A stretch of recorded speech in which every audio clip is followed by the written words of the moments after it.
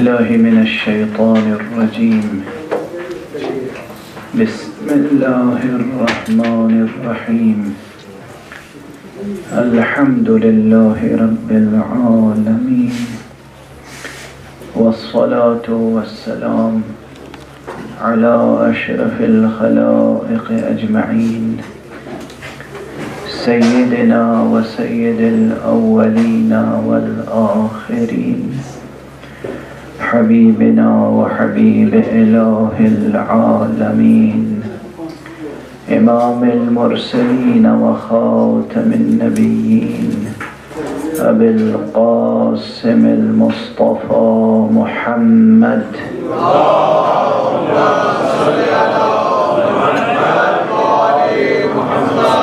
وعلى أهل بيته الطيبين الطاهرين الهداة المهديين المعصومين المظلومين، واللعنة الدائمة على أعداء الدين أجمعين.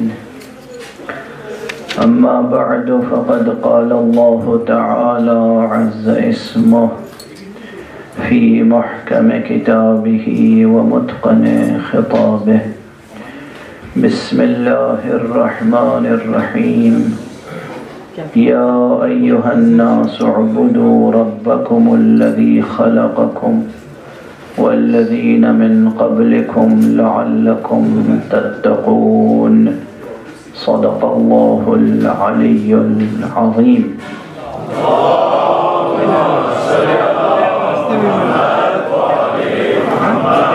آواز بلند سلوات.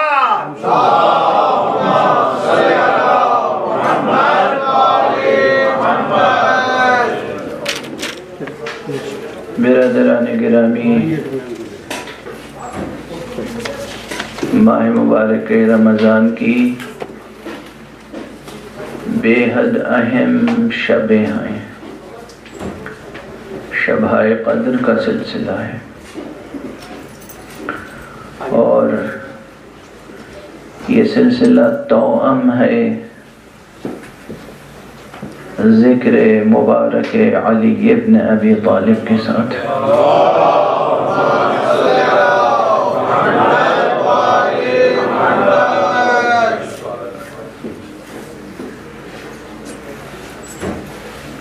کل شب میں نے عرض کیا تھا کہ قرآن مجید کا مطالعہ اگر فقہی نقطہ نظر سے کیا جائے، یعنی یہ دیکھا جائے کہ قرآن مجید میں اوامر اور نواہی کتنے ہیں، پروردگار عالم نے کن کن چیزوں کا حکم دیا ہے، ہر وہ چیز جس کا حکم دیا ہے پروردگار نے وہ امر ہے، جس سے منع کیا ہے وہ نہیں ہے، اور یہ بحث بھی فقہا کے درمیان موجود ہے کہ قرآن مجید میں کل آیات احکام کتنے ہیں۔ یعنی یہ تو قرآن مجید میں آیتوں کی تعداد 6000 سے زائد ہے، مشہور یہ ہے کہ 6666 آیتیں ہیں، لیکن ان آیتوں میں خاص طور پر احکام سے متعلق آیتیں کتنی ہیں؟ کچھ حضرات کہتے ہیں کہ احکام سے متعلق آیتیں تقریباً 500 آیتیں، کچھ اس سے کم کے بھی قائل ہیں، 300 اور 200 اور 150 کے قریب آیتوں کو کہتے ہیں یہ احکام سے متعلق۔ لیکن ایک نظریہ یہ بھی ہے، اور یہ فقیر بھی اس نظریے کا حامل ہے، قرآن مجید کی کوئی آیت نہیں ہے ایسی جس سے ہم احکام کا استفادہ نہ کر سکتے ہیں،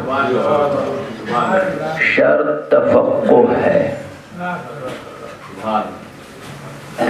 شرط ہے تفقہ، شرط ہے کلام مولا کو کس ذوق سے سنتے ہیں۔ مالک کے کلام کو کس نقطہ نظر سے پڑھتے ہیں؟ یعنی کیا یہی ذوق ہے کہ مالک کہے یہ کرو تب کریں گے؟ اگر مالک کہے کیا اچھا ہوتا کہ تم ایسے ہوتے، تو حکم تو نہیں ہے اس میں، مگر ایک وفادار بندے کا کیا فریضہ ہے؟ اگر آقا نے کہہ دیا کیا اچھا ہوتا کہ تم ایسے ہوتے، تو یہ تو نہیں کہا تم ایسے ہو جاؤ، مگر یہ انداز اس سے بڑھ کر ہے، یہ حسن طلب۔ اب یاد رکھیے گا ایک جملہ اس فقیر کا، طلب سے زیادہ وزن حسن طلب کا ہوتا ہے۔ لیکن یہ نقطہ انہی پہ روشن ہوتا ہے جن کی طبیعتیں شائستہ ہوتی ہیں۔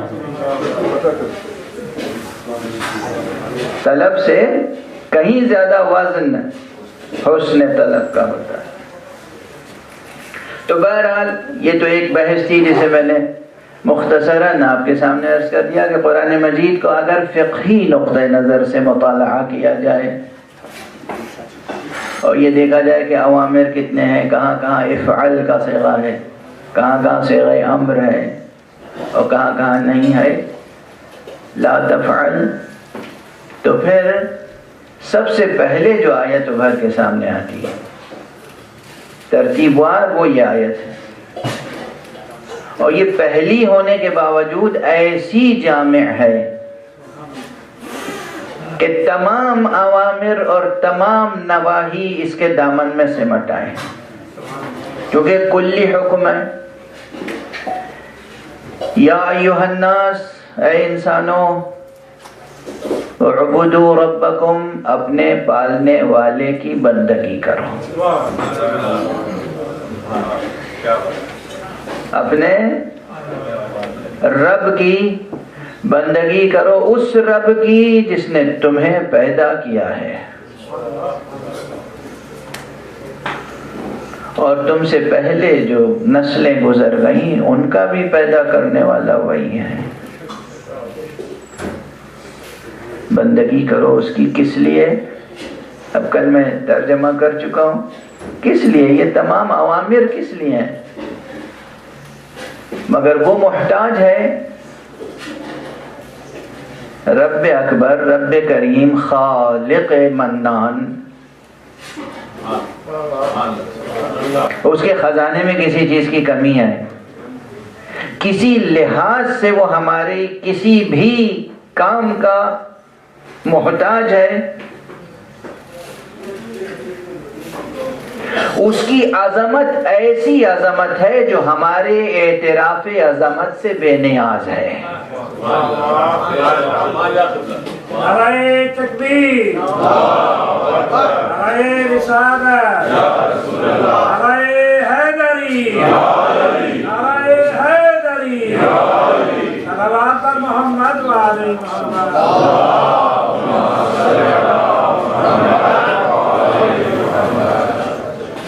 یہ پہلے بھی عرض کر چکا ہوں کہ وہ بڑا ہے اور ہمارے اللہ اکبر کہنے کا بھی متمنی یا محتاج نہیں ہے، اس کی بڑائی اس سے کہیں زیادہ برتر ہے کہ وہ ہمارے اعتراف کی نیازمند ہو۔ ہم اللہ اکبر کہیں یا نہ کہیں وہ اکبر ہے، ہم لا الہ الا اللہ کہیں یا نہ کہیں وہ اللہ ہے اور کوئی الہ اس کے مقابلے میں ہے نہیں۔ پھر وہی بات جو بہت پہلے میں نے عرض کی تھی کہ اس کا دامن توحید اور دامن کبریائی اتنا بلند ہے کہ شرک کی گرد اس تک پہنچ نہیں سکتی۔ ممکن نہیں ہے کہ اس کا شریک کوئی بن سکے۔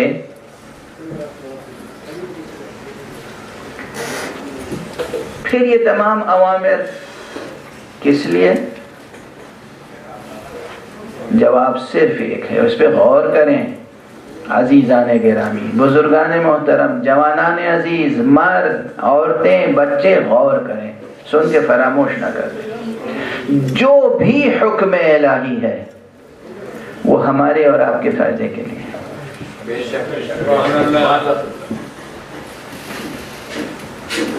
جتنے نواہی ہیں وہ ہمیں کسی نہ کسی ہلاکت سے بچانے کے لیے ہیں۔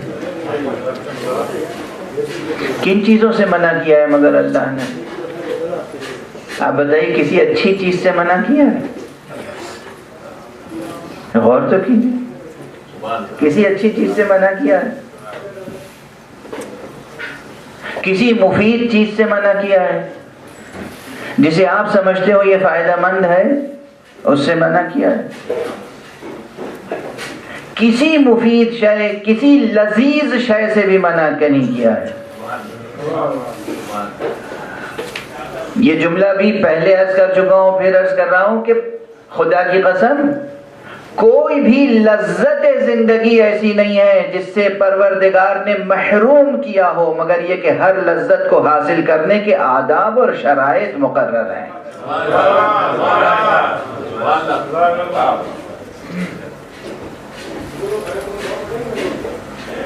اس نے زندگی کا نام عیش ہے، عیش، اس نے عیش کے لیے پیدا کیا ہے،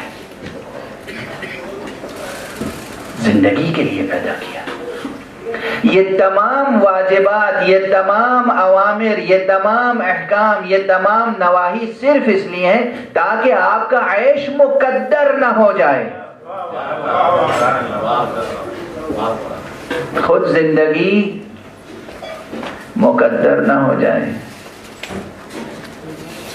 ورنہ وہ آپ کے کسی بھی عمل کا محتاج نہیں ہے، نہ نماز کا نہ روزے کا۔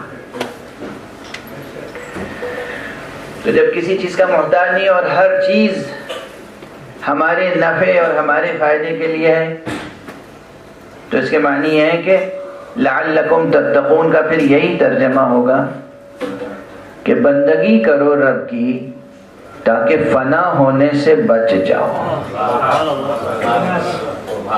فنا سے بچ جاؤ۔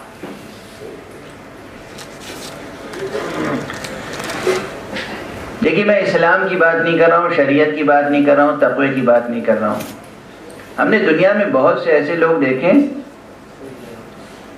میں عرض کر رہا ہوں چونکہ میں گوشہ نشیں رہتا ہوں لیکن سیاحت بھی کرتا ہوں، میں نے لوگوں کو دیکھا ہے، ان سے سوالات کیے ہیں۔ نستجیر باللہ، میں ایک مثال ایسی دے رہا ہوں جو اس وقت دینے کے لیے میرا ذوق خود آمادہ نہیں ہے، لیکن بات سمجھانے کے لیے بہت سے ایسے ملے ہیں خدا پر یقین نہیں رکھتے، آخرت پہ یقین نہیں رکھتے، مگر شراب نہیں پیتے۔ میں نے پوچھا آپ کیوں شراب نہیں پیتے؟ کہا ایسی چیز پینے سے کیا فائدہ جو عقل کو معاف کر دے، یہ بھی کوئی پینے کی چیز ہے؟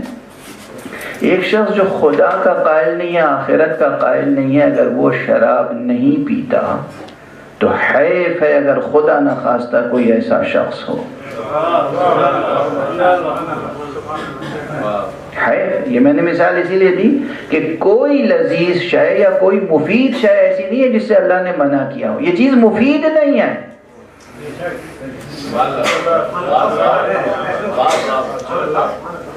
یہ چیز مفید نہیں ہے۔ ایسی چیز استعمال کرنا جس سے عقل انسانی، یعنی جس سے انسان کا شرف وابستہ ہے، جس سے انسان کی ڈگنیٹی وابستہ ہے، جس سے انسان کی پہچان وابستہ ہے، وہی چیز زائل ہو جائے اور انسان زندگی کا توازن کھو دے، رشتوں کی، قدروں کی، فرائض کی، کسی چیز کی پھر زندگی میں کوئی اہمیت نہ رہ جائے۔ یہ ایک مثال ہے کہ اگر کسی چیز سے منع کیا ہے تو اس لیے تاکہ ہم ہلاکت سے محفوظ رہیں، اور کسی چیز کا حکم دیا ہے تو اس لیے کہ ہم بقا سے قریب ہو جائیں۔ جتنے بھی اوامر ہیں وہ اپنی جگہ. ہر حکم خدا اگر آپ تک پہنچ گیا ہے کہ یہ حکم خدا ہے تو اسے سبک نہ گردانیے گا، ہلکا نہ سمجھیے گا. اگر یہ ثابت ہو جائے یہ حکم خدا ہے تو پھر حکم خدا ہے، اور اس میں اس کی کوئی غرض وابستہ نہیں ہے. یہ جان لیجئے کہ آپ کا فائدہ ہے اس میں.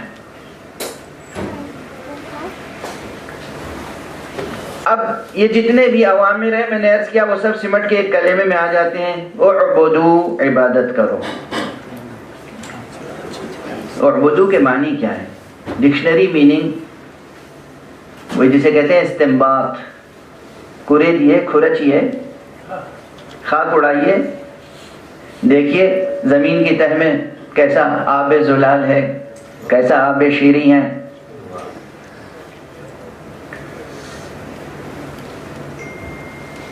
اعبدو کا لغوی حقیقت اور شرعی اصطلاح دونوں سے قریب رہتے ہوئے اگر کوئی ترجمہ کیا جا سکتا ہے تو وہ یہ اس مقام پر کہ اے انسانوں اپنے آپ کو رضائے رب کے سانچے میں ڈھال دو.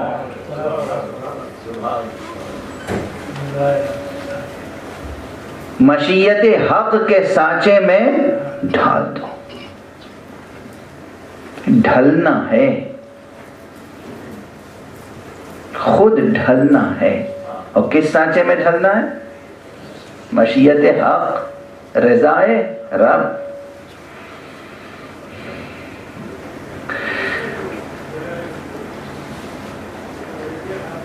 اور جب زندگی ڈھلنی ہے پوری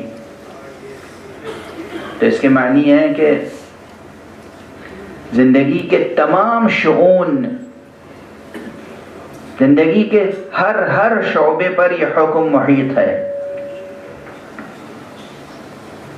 جاگنے سونے سے لے کر اور زندگی کے تمام مشغولیات تک ہر کام مشیت حق کے مطابق ہو. یہ بات ہے مشکل بظاہر، مگر اتنی مشکل نہیں ہے عزیزوں. ایک جملہ کہوں گا، اس جملے میں بہت سی بحثیں سمٹی ہوئی ہیں. اگر انسان حیوانیت سے خود کو بلند رکھنے کا عزم کر لے اور یہ طے کر لے کہ ہمیں انسان بنے رہنا ہے، بس پھر بہت آسان ہے. اور ہمارے آپ میں کیا عرض کر رہا ہوں. اور یہ طے کر لیجئے کہ حیوانات میں اور آپ میں کیا کیا چیزیں مشترک ہیں. جو چیزیں مشترک ہیں حیوان میں اور آپ میں، بس یہ خیال رکھیے گا کہ اس کی طرف زیادہ متوجہ نہ ہو جائیں آپ. کھانا آپ بھی کھاتے ہیں، حیوان بھی کھاتا ہے، تو کھانا تک حیوانی طلب ہے وجود انسانی کی. کھانا وجود انسانی کی حیوانی طلب ہے. اور اسی پہ قیاس کر لیں کہ جتنی قسم کی بھوک ہے آپ کے جسم میں، جو شہوتیں ہیں ہمارے آپ کے جسم میں، یہ سب حیوانی ہیں. اس لیے ان کو بس اسی حد تک پورا کرنا ہے جس حد تک اس وجود کے انسانی وقار کو ٹھیس نہ پہنچے.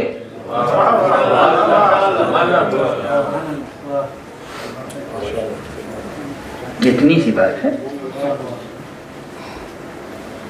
کھاتے حیوان بھی ہیں، کھاتے ہم آپ بھی ہیں، مگر ہمارے آپ کے کھانے کا طریقہ اور حیوان کے کھانے کا طریقہ. حیوان کو جب بھوک لگتی ہے، اگر درندہ ہے، آپ جانتے ہی ہیں، یہ تو جملہ پرانا ہو گیا نا ہمارا، حیوان درندہ ہوتا ہے. یہ انسان ہے جس کی شرف، جس کی صفت ہے شجاعت. شیر شجاع نہیں ہوتا، یہ بہت بار عرض کر چکا ہوں. شیر یہ عربی ادب میں ہو یا اردو ادب میں، دنیا بھر کے ادب میں یہ مثال بار بار دی جاتی ہے زیدن کل اسد، زیدن کل اسد، زیدن کل اسد، زید اسد جیسا ہے شجاعت میں، نہ شیر میں شجاعت پائی جاتی ہے اور نہ زید شیر جیسا ہے شجاعت میں. یہ نہایت ناقص اور کند مثال ہے. وقت نہیں ہے کہ میں ان چیزوں کی تفصیل عرض کروں، لیکن بہرحال حیوان اگر درندہ ہے اور اسے بھوک لگتی ہے تو وہ یہ سامنے جو آتا ہے اسے کھا لیتا ہے، بھوک مٹا لیتا ہے. یہ انسان ہے. ابھی بھی میں شریعت اور دین کا حوالہ دیے بغیر کہہ رہا ہوں، یہ انسان ہے. اگر وہ صرف انسانی شرافت اور عظمت اور کرامت کا بھی لحاظ کرے تو کتنی ہی بھوک لگی ہو کھانے سے پہلے دیکھتا ہے یہ لقمہ میرے لائق ہے یا نہیں ہے.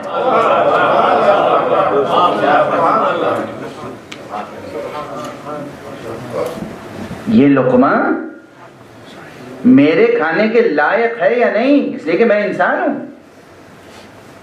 بس یہی قیاس کریں زندگی کے ہر شعبے میں. اگر یہ طے کر لیں کہ ہمیں حیوانیت کی سطح سے بلند رہنا ہے اور ہمیں انسان بنے رہنا ہے تو بس یہ مرحلہ آسان ہو جائے گا. اصل چیز ہے عزم. ایک مرتبہ اگر دل میں عزم راسخ ہو گیا، ایک مرتبہ آپ نے ڈیسائیڈ کر لیا، کمٹمنٹ ہو گیا، فیصلہ ہو گیا، تو پھر سفر کا جاری رکھنا بہت آسان ہوتا ہے. اور پروردگار عالم نے آپ کو فطرت عطا فرمائی ہے، جس فطرت میں، جس کتاب فطرت میں تمام مشیت حق پہلے سے مندرج ہے. فطرت میں جو رضائے حق ہے نا وہ لکھی ہوئی ہے. جبرائیل آ کے کہیں کہ سچ بولنا اچھا ہے، جھوٹ بولنا برا ہے، یہ ضروری نہیں ہے.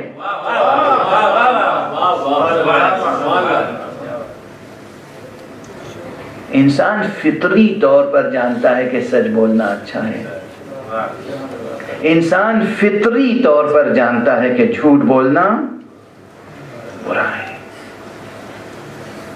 لیکن کیا کروں، بحث کی ضرورت ہوتی ہے کہ جملے کہوں اور وقت جو ہے وہ تیزی سے گزرتا چلا جاتا ہے. تو مشیت حق فطرت انسانی میں موجود ہے. رضائے حق فطرت انسانی پہلے سے اس سے باخبر ہے. اور عقل، جہاں فطرت کی تحریر دھندلی ہوتی ہے وہاں عقل چراغ لے کے کھڑی ہو جاتی ہے. عقل چراغ ہے. اس کے بعد لطف حق کچھ اور بھی ہے. لطف حق یہ ہے کہ اس نے اس انسان کے لیے کس طرح اپنے وجود کو اور اپنی پوری زندگی کو مشیت حق کے سانچے میں ڈھالے ہیں.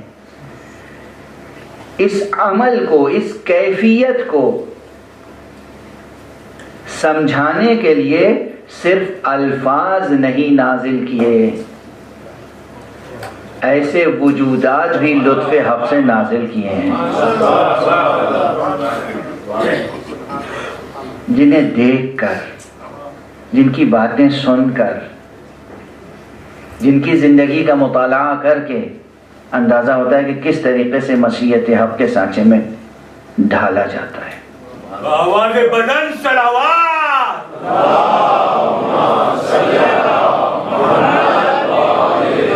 وہی وجودات ہماری فقہی اور کلامی اصطلاح میں معصوم کہلاتے ہیں. کچھ نبی ہیں، کچھ رسول ہیں، کچھ ائمہ دین ہیں، اور یہ سب معصوم ہیں. معصوم ہونے کا تصور بہت سے لوگ قبول نہیں کر پاتے. ابھی تک کی جو بحث تھی آپ نے محسوس کیا کہ اس میں کوئی مشکل سمجھ میں نہیں آئی.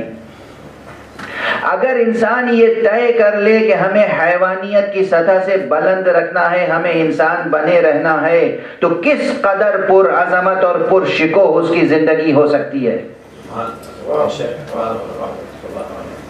یہی ایک عزم کافی ہے کہ انسان اس بلندی تک پہنچ جائے کہ جہاں اس سے کوئی خطا سرزد نہ ہو.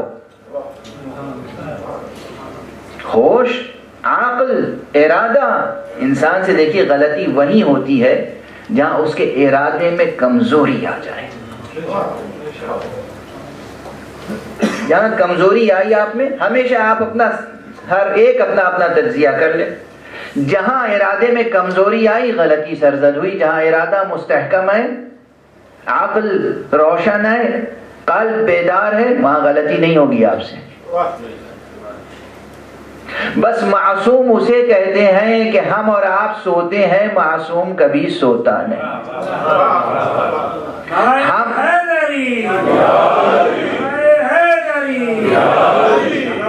محمد والے محمد.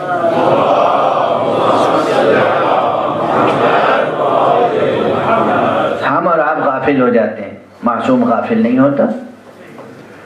اور اسی لیے پیغمبر اکرم صلی اللہ علیہ وآلہ وسلم کا ارشاد گرامی ہے، آپ نے اپنے اصحاب سے فرمایا ہے کہ دیکھو تم سوتے ہو تو تمہاری آنکھیں ہی بند نہیں ہوتی، تم دنیا سے غافل بھی ہو جاتے ہو، مگر میں جب سوتا ہوں تو آنکھیں بند ہوتی ہیں، مگر میں باخبر رہتا ہوں.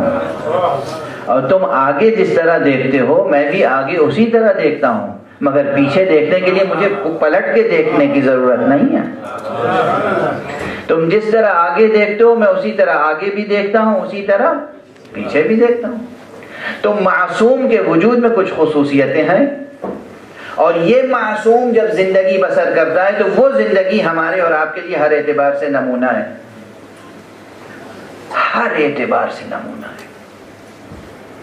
بس وہ افراد جن کی زندگی ہر اعتبار سے حق کے سانچے میں ڈھلی ہوئی ہو، اگر ان کے لیے یہ کہا جائے، ذرا ٹھہریے گا ایک جملہ اور عرض کر لوں.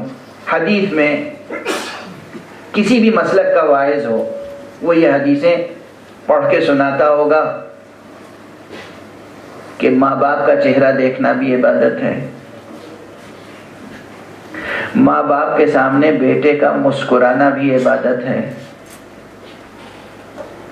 کسی بچے کے سر پہ ہاتھ رکھنا محبت و شفقت سے وہ بھی عبادت ہے، اپنے بچے کو پیار کرنا بھی عبادت ہے، اس کا ثواب ہے، اور اگر کوئی یتیم بچہ ہے تو اس کے سر پہ ہاتھ رکھنا ثواب ہے. اور ہمارے یہاں اور ایک جملہ یہیں بریکٹ میں عرض کر دوں کہ اپنے بچے کو پیار کرنا ثواب ہے اگر سامنے کوئی یتیم نہ ہو، اور اگر کوئی یتیم موجود ہو تو اس کے سامنے اپنے بچے کو پیار نہ کرنا بھی ثواب ہے. توجہ فرما رہے ہیں. یہ ہے زندگی کی لطافتیں، یہ ہے زندگی کی ظرافتیں، یہ ہے زندگی کی نزاکتیں. جب یہ سب ثواب ہے تو جنہوں نے ان ثواب کی شناخت کرائی اور جنہوں نے اس پہ عمل کر کے دکھایا، ان کے لیے اگر رسول کہیں النظر الى وجه علی بن ابی طالب عبادہ،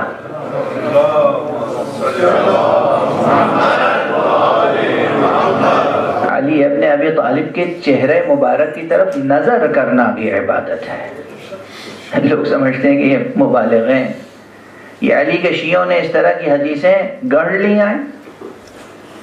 گڑھ لی نہیں، یہ حدیث موجود نہ ہوتی تب بھی فطرت انسانی گواہی دیتی کہ علی کا روح مبارک وہ ہے جس پہ نظر کرنا عبادت ہے.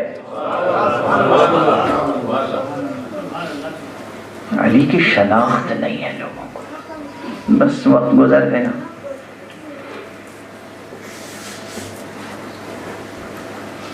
وقت گزر گیا. اب کچھ عرض کروں نا، اگر بغیر تمہید کے عرض کروں تو بعد میں وہ وضاحت پیدا نہیں ہوتی. دنیا آج تک 1400 برس گزر چکے ہیں، لیکن آج تک دنیا علی ابن ابی طالب کو پہچان نہیں سکی، اپنے نہیں پہچان سکی. میں اس منبر پہ خدا کی قسم کھا کے کہہ رہا ہوں، بہت سی روایتیں ایسی ہیں جو میں نہیں پڑھتا یہ سمجھ کر کہ لوگوں میں تحمل نہیں ہے. علی کا مرتبہ بہت بلند ہے. لوگ اس بات پر تعجب کرتے ہیں کہ روز حشر کسی کی نجات ہوگی تو معیار نجات یہ ہوگا کہ علی سے محبت رکھتا تھا یا نہیں۔ اب اگر میں یہ عرض کر دوں تو ان کا کیا حال ہوگا کہ نجات تو فرع ہے عمل کی، عمل فرع ہے تبلیغ کی، تبلیغ فرع ہے نبوت و رسالت کی۔ پیغمبر سے پہلے جتنے نبی ہیں اگر انہیں نبوت ملی ہے تو بشرط ولایت علی ابن ابی طالب۔ آواز بلند صلوات، اللہم صلی علی محمد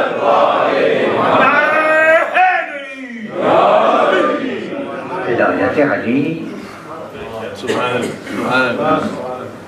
ولایت علی، ولایت علی۔ آدم، شیس، نوح، ابراہیم، موسیٰ، عیسیٰ، جتنے پیغمبر ہیں بلا استثناء، جتنے پیغمبر ہیں سب کو نبوت ملی اس شرط پر کہ وہ ولایت علی ابن ابی طالب کا بھی اقرار کریں۔ اور یہ روایت کسی شیعہ مفسر کے حوالے سے نہیں عرض کر رہا، مفسر ثعلبی نے بھی اپنی تفسیر میں لکھا ہے کہ جب پیغمبر معراج پر تشریف لے گئے اور چوتھے آسمان پر پہنچے ہیں تو پروردگار عالم نے ایک مرتبہ فرمایا کہ اے پیغمبر، آپ جب چوتھے آسمان سے گزریں گے تو تمام انبیاء آپ کو سلام کریں گے، اور تمام انبیاء کو حکم دیا کہ سب جمع ہوں اور ہمارے حبیب کا استقبال کریں۔ تمام نبیوں نے سلام کیا۔ جب سب سلام کر چکے تو پروردگار نے کہا اے مصطفیٰ، اے میرے حبیب، ان سے ٹھہر کر یہ پوچھ لیجئے کہ ان کو نبوت کس شرط پر عطا ہوئی ہے۔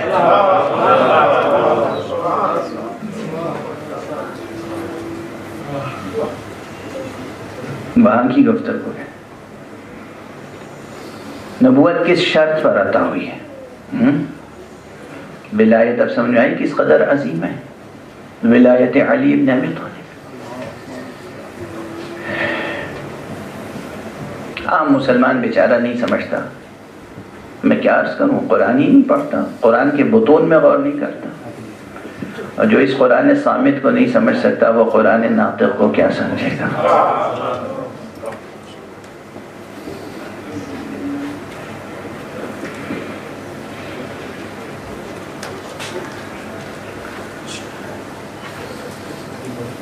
سادہ سی بات ہے، جب شرط ولایت علی کی انبیاء کے سامنے ہو تو ہماری اور آپ کی نجات میں کیسی شرط ہوگی ولایت کی۔ لیکن آج کی جو شب ہے،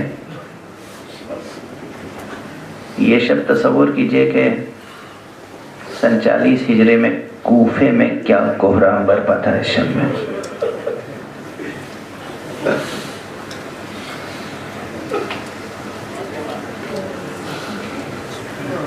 اور اس وقت بھی علی کے فضائل پڑھوں تو گریہ کرنے کا جی چاہتا ہے، علی کے مصائب پڑھوں تو گریہ کرنے کا جی چاہتا ہے۔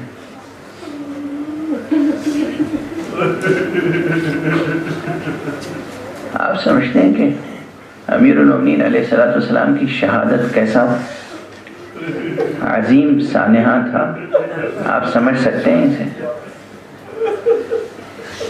پھر عرض کروں گا، بہت سے مفسرین اہل سنت نے یہ لکھا ہے جب علی کے سر مبارک پہ ضربت لگی ہے اس کے بعد بیت المقدس میں کوئی پتھر نہیں تھا جو اٹھایا جائے اور زمین سے تازہ لہو جوش مار کے نہ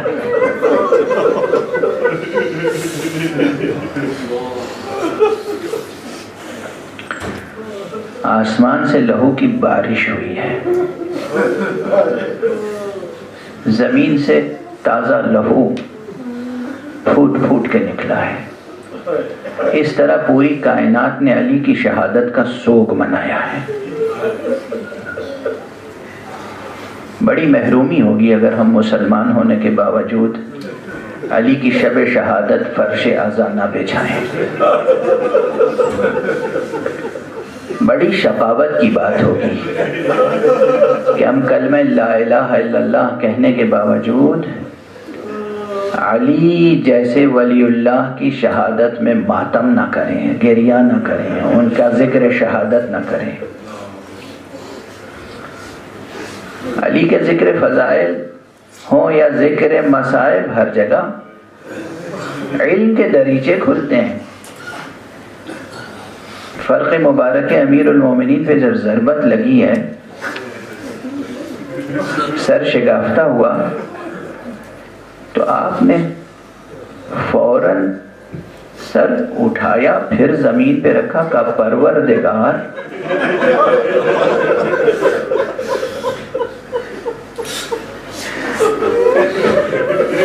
گواہ رہنا کہ میرا سر تیرے سجدے میں شگافتہ ہوا ہے۔ پھر قرآن مجید کی ایک آیت پڑھی، مسجد کی خاک اٹھا اٹھا کے اپنے زخم میں بھرتے جاتے تھے اور فرماتے تھے منہا خلقناکم وفیہا نعیدکم ومنہا نخرجکم تارۃ اخری، اسی خاک سے ہم نے تمہیں پیدا کیا ہے، اسی میں تمہیں پلٹائیں گے اور پھر اسی سے ہم تمہیں دوبارہ اٹھائیں گے۔ کسی کا سر زخمی ہو، ارد گرد لوگ موجود ہوں، قاتل بھی موجود ہو، اور کوئی اس طرح آیت قرآنی تلاوت کر رہا ہو جیسے کہ اس وقت بھی درس دے رہا ہے زندگی کا اور حیات کا اور کائنات کا۔ علی درس دے رہے ہیں آخرت کا، زخمی ہو کر۔ اس کے بعد آواز بلند کی ہے جسے یہ گنبد بیدر کبھی بھلا نہیں سکتا، فرمایا ہے فزت ورب الکعبہ، رب کعبہ کی قسم میں کامیاب ہو گیا۔ بس آج دو فقرے اور کہہ کر گفتگو روک رہا ہوں، انشاءاللہ کل تتمہ گفتگو عرض کروں گا۔ روایتیں ہیں، آپ سنتے رہتے ہیں برابر، کہ جناب امیر المومنین علیہ السلام کو امام حسن نے اور موجود حضرات نے ایک گلی میں اسی سجادے میں، جس سجادے پہ آپ نماز پڑھتے تھے، اس میں اٹھایا اور محراب مسجد سے بیت الشرف کی طرف لے کر چلے۔ کیا منظر ہے، قیامت کا منظر ہے۔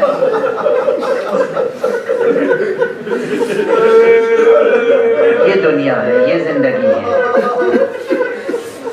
وہ علی جو اپنی 2 انگلیوں سے باب خیبر اکھاڑ کر دور پھینک دیتا ہو، لیکن اب یہ مرضی ہے، یہ مرضی حق ہے، یہ مشیت حق ہے۔ اس کا سر مبارک شگافتہ ہے اور اسے لوگ اٹھا کر بیت الشرف کی طرف لے جا رہے ہیں۔ اور جب گھر قریب آیا ہے تو ایک مرتبہ امیر المومنین نے بیٹوں سے کہا، بیٹا اب جو لوگ اصحاب ساتھ میں ہیں ان سے کہہ دو واپس چلے جائیں، کل آئیں گے، اس لیے کہ گھر سے زینب و ام کلثوم کے رونے کی صدائیں آ رہی ہوں۔ اصحاب باوفا ہیں، اصحاب جانثار ہیں، اصحاب علی کے قدر شناس اصحاب ساتھ چھوڑ کر جانا نہیں چاہتے۔ تو جب گھر ذرا قریب اور آ گیا تو پھر پلٹ کے خود کہا اصحاب سے، کیا ہم نے تم سے کہا نہیں اب اس وقت چلے جاؤ، کل آنا؟ زینب بلک بلک کے رو رہی ہوگی، ام کلثوم گریہ کر رہی ہوگی، کیا تم سے فاطمہ کی بیٹیوں کے گریہ کی صدائیں سنی جائیں گی؟ اجرکم علی اللہ، اجرکم علی اللہ، اجرکم علی اللہ۔ خدا آپ کو کسی غم میں نہ رلائے سوائے غم آل محمد کے۔ جناب امیر المومنین گھر پہنچے ہیں اور اس کے بعد ابھی پورے کوفے میں ایک کوہرام بپا ہے، کوئی آرام سے نہیں ہے، کوئی چین سے نہیں ہے۔ یہ 2-3 راتیں کوئی سویا نہیں ہے کوفے میں۔ ماتم حیدر کرار بپا ہے۔ اور امیر المومنین کی شان یہ گھر میں مسلسل وصیتوں کا سلسلہ جاری ہے. انہی وصیتوں کے درمیان اللہ اکبر، یاد رکھیے گا یہ فقرہ بھی ایک نہیں نہ جانے کتنی کتابوں میں یہ موجود ہے. ان وصیتوں کے درمیان سر مبارک شکافتہ ہے. طبیب یہ کہہ چکا ہے کہ آقا جو وصیتیں کرنی ہو کر دیں، اس لیے کہ یہ زخم کاری ہے، یہ زہر جان لیوا زہر ہے. اس کے باوجود لطف ہدایت و رہبری یہ ہے، جب حضرت کے چاہنے والے آتے ہیں تو آپ فرماتے ہیں سلونی سلونی قبل ان تفقدونی، جو مجھ سے پوچھنا چاہو پوچھو قبل اس کے کہ میں تمہارے درمیان نہ رہوں. اور اس حال میں بھی لوگوں نے سوال کیا ہے اور آپ نے جوابات دیے ہیں. یہ ہے علی. لیکن بس علی نے تمام وصیتیں فرمائیں، تقوی کی وصیتیں فرمائیں، تقوی کے آداب سکھائے. یہ 2 راتیں علی نے کیا کیا کچھ بیان کیا ہے.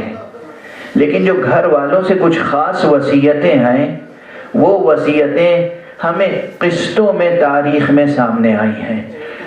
جاتے جاتے دنیا سے علی نے زینب سے کیا وصیتیں کی، جاتے جاتے علی نے عباس سے کیا وصیتیں کی، جاتے جاتے علی نے حسین سے کیا وصیتیں کی، جاتے جاتے علی نے حسن سے کیا وصیتیں کی. یہ باتیں بہت بعد میں سامنے آئی ہیں. جب جناب زینب نے کربلا میں عباس کو رخصت کیا ہے، کچھ وصیتیں اس وقت سامنے آئی ہیں. کچھ وصیتیں اس وقت سامنے آئی ہیں جب جناب زینب دربار شام میں داخل ہو رہی ہیں. کچھ وصیتیں اس وقت سامنے آئی ہیں جب جناب زینب کربلا سے کوفے واپس آئی ہیں اسیر. کب علی کی وصیتیں سامنے آئی ہیں. بس ایک فقرہ ذکر کر کے گفتگو ختم کر دوں. وہ فقرہ جو زینب نے عباس سے کہا تھا جب عباس رخصت ہو رہے تھے، جناب عباس کے شانے پہ ایک مرتبہ بوسہ دیا بہن نے.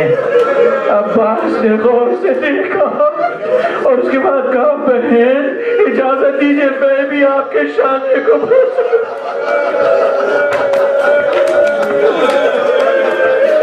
اس لیے تھا علی بتا چکے تھے عباس کو، بیٹا تو شہید ہوگا. تیری شہادت کے بعد بہن زینب کے بازوؤں میں رسد باندھی جائے گی. زینب کو بتا چکے تھے بیٹی یہ بھائی جس پہ تجھے ناز ہے کربلا میں شہید ہو جائے گا، بیٹی صبر کرنا. انا للہ و انا رضا بقضائه وتسلیما لامره. یا علی یا علی مولا، یا علی مولا.